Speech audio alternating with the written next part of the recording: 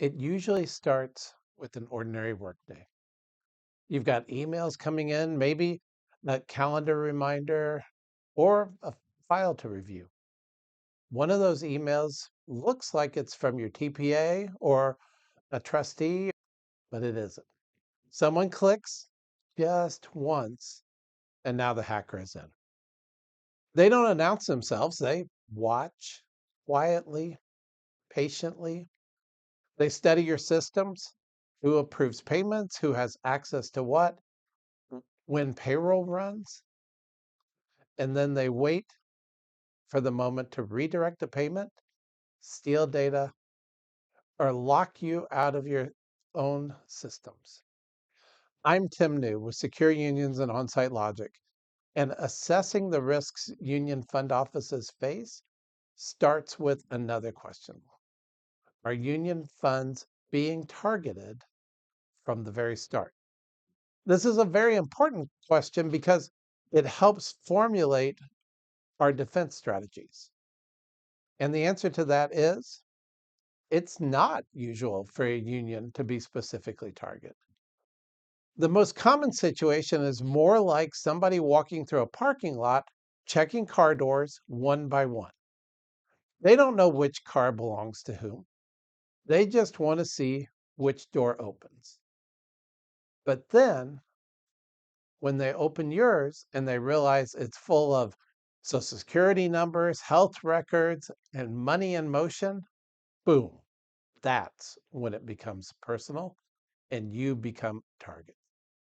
And that's the threat today. It's not malware and brute force, it's phishing, business email compromise, and misplaced trust. Once they are in, they explore. Email compromise leads to cloud compromise because most funds now rely on cloud-based systems, Microsoft 365, Teams, Dropbox, Google, or other platforms. And most don't have the protections fully turned on in those systems, like audit logs, conditional access, and alerts. So you don't even know that they are wandering the halls at night. Then, in addition to the hackers, there are the inside threats who can help enable them. Not malicious, just human. A staff member might move files to a personal drive so they can work from home. A vendor has more access than they need, and nobody notices until the wrong person notices. Now, ransomware still happens, but it's evolved. Hackers don't break down the front door anymore. They walk in, disable the alarm, and stay a while. In most situations, they are inside your systems for about 10 days before they try to take anything. They're scoping everything out, formalizing their plan of attack, disabling your protections, and disabling your backup, while also adding their own backdoors to get back in if they get detected. So cybersecurity is no longer about just building a wall. It's about locking the doors, closing the garage, making sure the motion lights work, and that the alarms are turned on.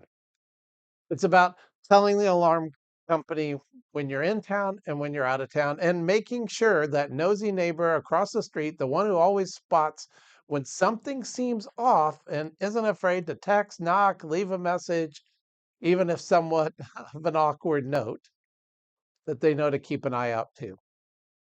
In IT language, the alarm company and the nosy neighbor are called managed detection and response systems, which report suspicious activity 24/7 to the staffed security operations command center so that the alarm can be sounded and immediate action taken. Having the right things in place is important.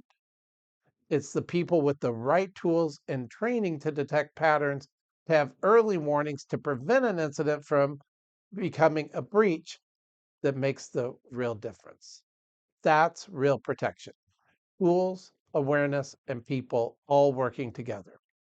So what does this look like? The Department of Labor has actually made it very clear by publishing the cybersecurity best practices, 12 practical things that need to be implemented, monitored, and managed. For most funds, these are still a work in progress, but many are doing the right thing for their members and themselves, and they're taking this seriously. At Secure Unions, our recommendation and practice is to start with an independent assessment report conducted through one of our expert partners. It shows where you're strong and where the gaps are. And if you want help closing those gaps, our Cybersecure program can take you the rest of the way. Because this isn't just about IT, it's about trust and protecting the future of the families your fund supports. If you want to explore more, start with the Secure Unions Cyber Preparedness Assessment. Not only will it give you a clear roadmap based on the Department of Labor cybersecurity best practices, but just by completing the assessment, you're fully satisfying 2 of the 12 DOL best practices. And it makes measurable progress on 6 others. It's the right first step to protecting your members and fulfilling your fiduciary responsibilities.